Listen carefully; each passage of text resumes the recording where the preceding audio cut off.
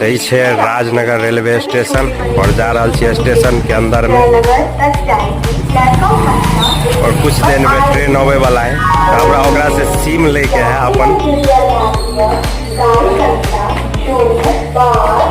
चलू अवधियो ट्रेन के के बाद बात करे। यही छे पूरा राजनगर स्टेशन देख रहल छियै और एम्हर छे मधुबनी और एम्हर से ट्रेन आने वाला है। ये देखियो मधुबनी से ट्रेन चले ले और एक ट्रेन के अंदर छे।